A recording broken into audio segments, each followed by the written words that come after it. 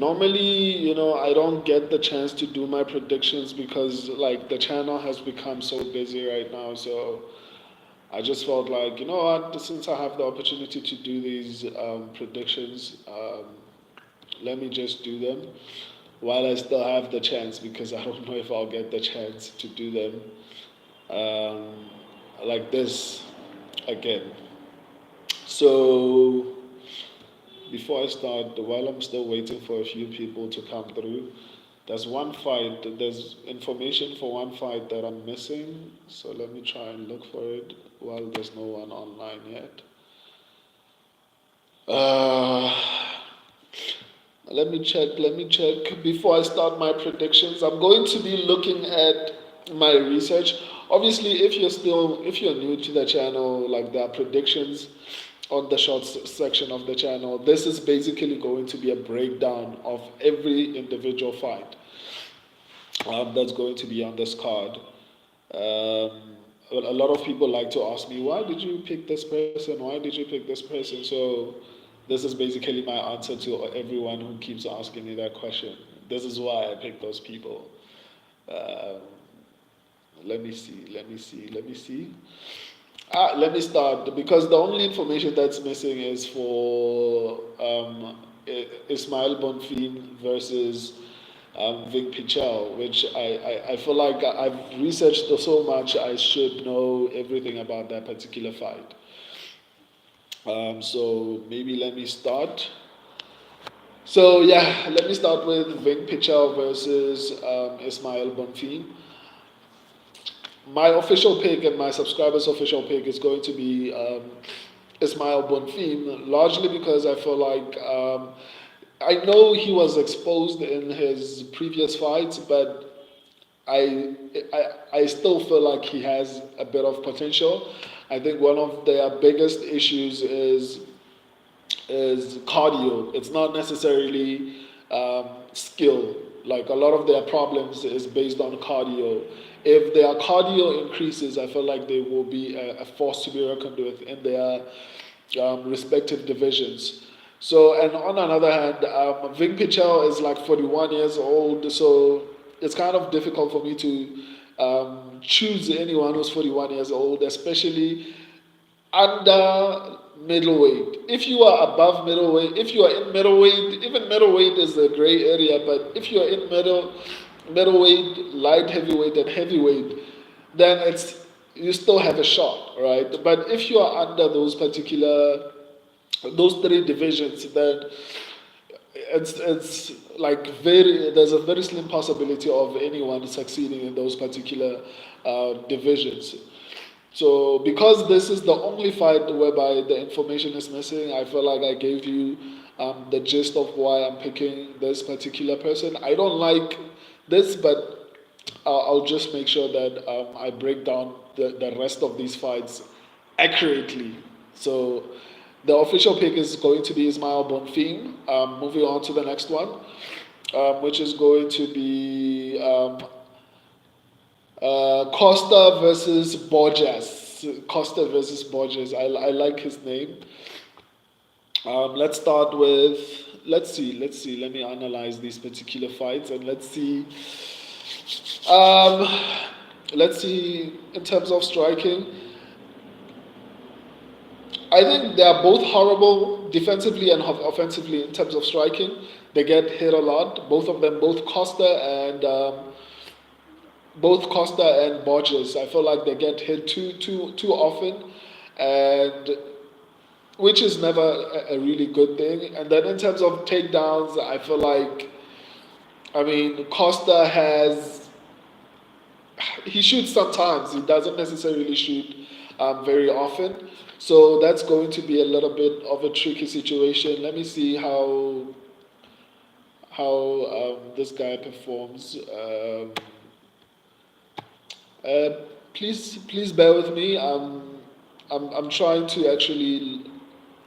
Okay, I think this is going to be a little a tricky fight, largely because I think Costa is a little bit better, but Borges is not like someone that anyone can run through.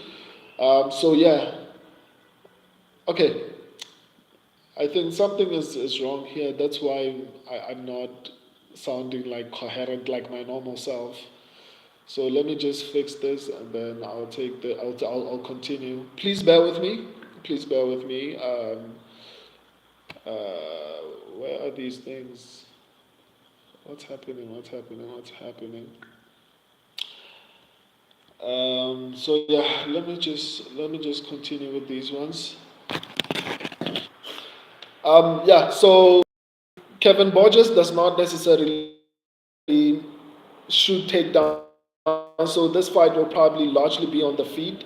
Because of that, I feel like because it seems like my things are messed up right now, and I can't stop this live. Oh, they're perfect now. Oh my god! Like I was so worried. I thought I wouldn't be. I thought I would have to cancel this live and start again. Yeah, so basically my official pick is going to be Costa, Alessandro Costa, largely because I feel like on the feed he has a little bit more power than Kevin Borges. I feel like even though both of them get hit, um, get hit a lot, like they get hit as much as they throw. I think that will give him some level of an advantage. And on top of that, I feel like Costa has a decent ground game. I feel like he has like six submissions, if I'm not mistaken. So I feel like he's going to have the advantage when the fight gets to the ground. And if the fight stays standing, let me see who I feel like will have the advantage.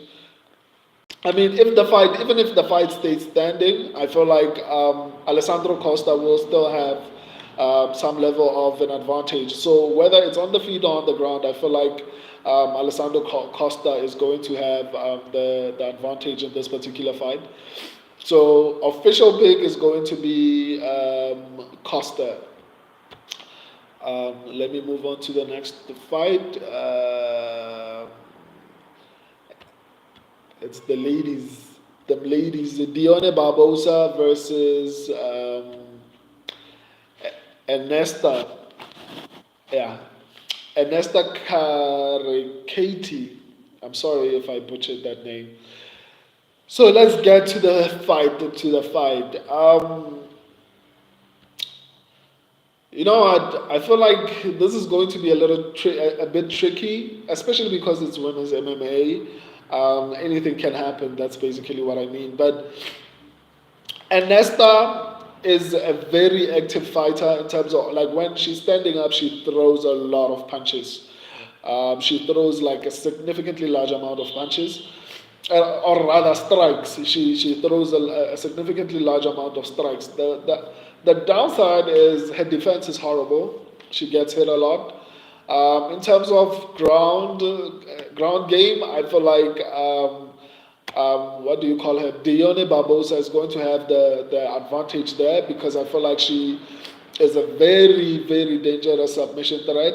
I feel like she shoots a lot of takedowns and I feel like she's able to take people down. So and even on the feet, I feel like she's going to have the ability to stand with what do you call her, Ernesta. So my official pick is going to be what do you call her, Dione Barbosa. My subscribers also went with Dione Barbosa because yeah, I think she's going to be the better fighter. Let me see who did. Yeah, I just wanted to check if my subscribers also picked.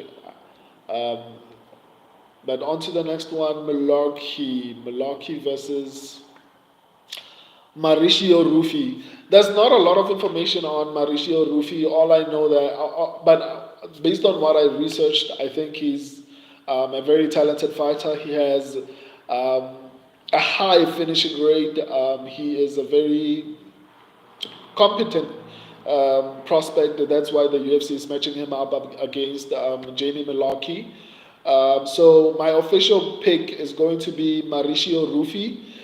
And my subscribers, I think they went with Jamie Malarkey. I'll have to verify that. Just for the sake of accuracy, there are full card predictions on the shorts section of the channel. So where you can verify each of my predictions. Here it's basically me breaking down my predictions. So this is just for the sake of accuracy, just in case maybe I got some few things mixed up.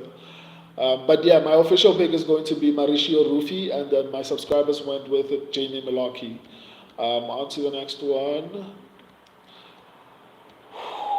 This one is one of those difficult fights that it was a difficult fight to predict, largely because these two of these fighters are I think decent fighters. It's Draka Klaus versus Joaquim Silva. Um, my official pick and my subscribers' pick is Draka Klaus, but this is one of those close fights that I don't know if this is the correct pick, you know. But I'm going to do later on this week. I'm going to do like an upset, a possible upset video. The same way I'm doing predictions for possible winners. I'm going to do a video for possible upsets, right? And my possible upsets were pretty good the last time that I did them for UFC 300. So make sure you check them out. But I'm going to do them later this week. So back to the predictions. Draka Klaus is a decent striker in terms of like on the feet. He's a decent striker. He likes to take the fight to the ground, but as far as I can tell, he doesn't have that many submissions, if any. Whereas on the other hand, Silva is is like a competent ground fighter because like he sometimes take the fight to the ground successfully actually, and I feel like he submission threat and his performance against Ahmad Zarugian showed how good he is because he lasted very long against Ahmad Zarugian. So that shows how good the dude is. Higher or the more tools to actually win the fight. And I feel like it's going to be Draka Klaus. However, I will say from this one, like it could go either way. But my official pick and my subscribers' official pick is going to be um, Draka Klaus. On to the next one. Uh, let me see. Jin Silva versus William Gomez. Um, Yeah, this is also going to be a very close fight, but obviously Gomes is the better striker. He's very good defensively, which means like a lot of strikes do not land on him. So that's an advantage. But on the other hand, he doesn't throw that much. Um, but he has good, extremely good defense, both on the ground and on the feet. I think he has very, very good defense. Um, and then on the other hand, let me see. Yeah, I think what do you call him? I think Gene Silva is a little bit better offensively. I think he throws a lot more, maybe two times more than William Gomez. I think obviously the more you throw, the more possibility of you getting hit. But nonetheless, I think Gene Silva will probably win because in terms of power, Gene Silva has the highest amount of power. Um, Even though Gomez is the better striker, I feel like on the feed, Silva will have some level of an advantage, largely because he has the better he has power and his striking volume is two times more than William Gomez. So even if the fight stays standing, I feel like Jit Silva will probably get it done. And if the fight goes to the ground, most likely it'll probably be because of what do you call him, Gene Silva. Let me see. Yeah, it'll probably be because of Gene Silva. I think Gene Silva will have the advantage, even though William Gomez has like a submission or two, but I don't feel like it's going to be any sort of a threat to Gene Silva. So my official pick and my subscribers' official pick is going to be Gene Silva. On to the next one. Wow, this is going to be an interesting fight, a very interesting fight. Elvis Brenner versus Magdalberg Orobai. Yeah, This is a complicated one. My official pick and my subscribers' official pick is going to be Magdalena or Obai. Here's my problem, right? Orobai was losing the fight on the feet. Obviously, I know that Orobai came in on short notice against Uros Medic, but on the feet, Uros Medic was winning that fight. So, if ever Orobai cannot dominate on the ground, I don't know how it's going to go on the feet, right? But I think Orobai is good enough to actually win this whole fight. My only concern is that obviously Elvis Brenner has been looking sensational in his recent fights, so it's kind of difficult to actually say that he won't stand a chance on the ground. Because if this fight stays standing, it's gonna be really challenging because um, we haven't seen too much of Orobai, and Orobai got hit a lot in the fight against Uros Medic on the feet. So, and obviously that was on short notice. Obviously there are previous fights, but in the UFC specifically, he got hit a lot on the feet, and he managed to win the fight because of grappling. And I don't think it's gonna be that easy against Elvis Brenner. But yeah, I guess we'll just have to wait and see. But I feel like Magdik Begorobai has the skills to actually win this one. Um, and I expect him to get a finish on this particular fight. But I wouldn't be shocked if it goes to a decision because Brenner is not an easy fight for anyone. But my official pick and my subscribers' official pick is going to be Magdik Begorobai. So on to the next one. Yasmin Lucindo versus Karolina Kowalkiewicz. I hope I pronounced that properly. I'm not sure. My subscribers picked Carolina. I am not sure why.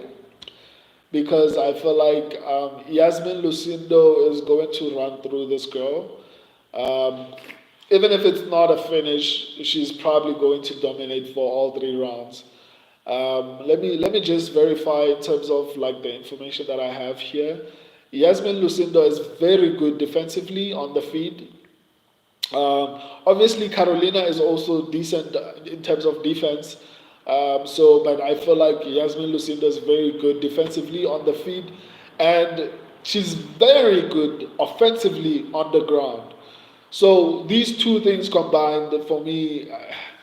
Let me just verify. I feel like this might be my lock on this card. Yasmin Lucindo might be my lock for UFC 301.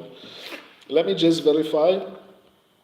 Okay, Yasmin Lucindo gets hit as much as she throws. I mean, so does Carolina. I think the only advantage that I feel like Carolina will have is the volume of strikes because she throws a lot of strikes. So maybe that's the advantage that I would give to her. And let's see an easy fight for Joe Anderson Brito. I actually almost picked Jack Shaw because they are very evenly matched. But for example, in terms of strikes, Jack Shaw is defensively good. I think they are both like they're very evenly matched. Yeah, yeah, like they're very evenly matched. It's really difficult to say who's going to win this fight, but based on past fights and based on what Joe Anderson Brito is going to take this one. My subscribers also picked Joe Anderson Brito, but I feel like they are extremely evenly matched. So this fight could go either way. This is one of those fights that I feel like an upset is possible. Jack Shaw could actually get it done. But my official pick is going to be Joe Anderson Brito. My subscribers also went with Joe Anderson Brito. On to the next one. Um, this is the main card, right? Paul Craig versus Caio Borralho. Whew. Let me see. Yeah, man. I don't see Paul Craig winning this one. um, I think Caio is better on the feet, and I think he can survive on the ground. So whatever Paul Craig tries to do on the ground, I think Caio Borralho will be able to survive. And on the feet, I feel like Caio will have the advantage in terms of striking. I feel like he will have the advantage in terms of power. So there's no way, there's absolutely no way I see um, Paul Craig winning this one. So my official pick and my subscribers' official pick is going to be Caio Borralho. So on to the next one. Let me see. Anthony Smith. Oh, okay. It's Michel Pereira versus Iho Potieria. Um, let me see. I think Michel Pereira takes this one clean because he's good defensively in terms of striking. I think he's good even offensively. He's actually significantly, not significantly, but slightly better than Iho Potieria. Um, yeah, basically, and on the ground, I think I will give the advantage to. Um, I think I'll give the advantage to Michel Pereira on the ground. But it seems like Iho Potieria has a lot of power in his hands, so that might be a little bit tricky. Obviously, I know Michel Pereira has a lot of power, but I feel like Potieria also has power, and that could be a significant problem. But nonetheless, my official pick and my subscribers' official pick is Michel Pereira. I think he'll be better on the feet, and if the fight goes to the ground, I think Michel Pereira will be able to get it to get it done. So yeah, on to the next one. My subscribers also picked Michel Pereira. Vito Petrino versus Anthony Smith. I don't think I need to actually even break down this fight, but you know what? Anthony Smith might surprise us. I didn't know that Anthony Smith had like a 92% finishing rate, which is crazy, which is significantly higher than Vito Petrino. But I nonetheless feel like Vito Petrino is going to be the better fighter in this particular scenario, even though Anthony Smith throws a lot more in terms of strikes. I feel like. But again, Vito Petrino is defensively good enough to survive on the feet and actually potentially win on the feet. But yeah, because the fight will be evenly matched. But I'll give the power advantage to Vito Petrino, despite the fact that I feel like both of them have a little bit of power. On the ground, I think Petrino will probably take this to the ground because I think he's a little bit more dangerous on the ground, and I feel like he will be a little bit more successful in terms of his takedown accuracy, or rather his takedown attempts. So yeah, I think my official pick is going to be Vito Petrino. My subscribers are also going with Vito Petrino. On to the next one. Jose Aldo versus Jonathan Martinez. This one is a little bit tricky to predict, largely because Jose Aldo went out and went to boxing. So whatever information is still in the UFC is not necessarily accurate because Jose Aldo has gotten new skills. But I think because of Jose Aldo's age, because of Jose Aldo's striking defense, I feel maybe it improved, right? But obviously, boxing is not MMA. Yeah, yeah. I'm sorry, guys. I didn't know that my internet connection was bad. I normally don't do these predictions at work anymore because like the internet connection is bad. But I guess I'll just recap my predictions maybe Friday when I do the possible upsets video for UFC 301. So yeah, I feel like Jose Aldo. I don't know if Jose Aldo wins this one. He's a legend, but I don't think he wins this one. Largely because I feel like Jonathan Martinez will be better on the feet.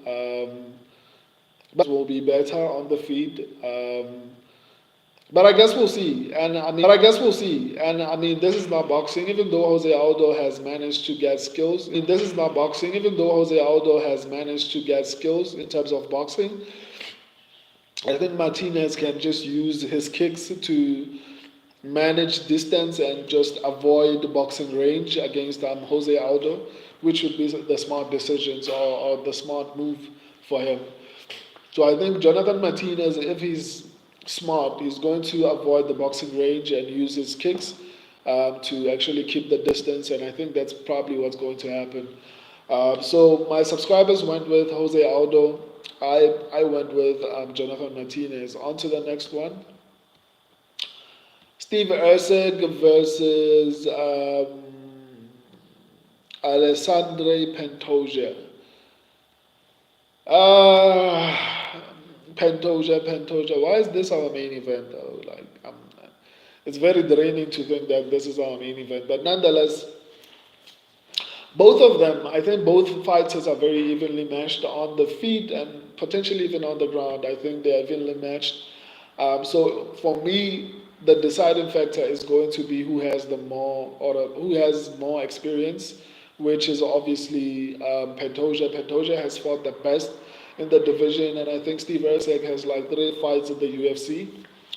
Um, and in a fight that I feel like is going to be close, I am going to favor Pantoja with his experience. Um, but let me just try and give you a brief breakdown of how I think who will have, or rather, who will have the advantage. So on the ground, I think the one who will have most likely top position, the one who will probably have successful takedowns is probably going to be Alexandre Pantoja. He will probably have the more successful takedowns.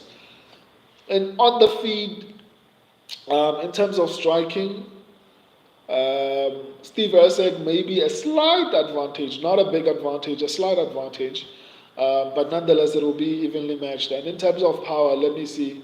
I think Erceg will have the power advantage. But yeah, I feel like it's going to be a very close fight. It's going to be a very evenly matched fight. So because of that, I'm going to go with Alessandro Pantoja. My subscribers also picked Pantoja. I'm going to do another video Friday where I predict upsets, possible upsets. And I can clearly see that this video has some network issues, so I'll basically recap all my predictions on that video. For now, I appreciate all of you. Until next time, deuces.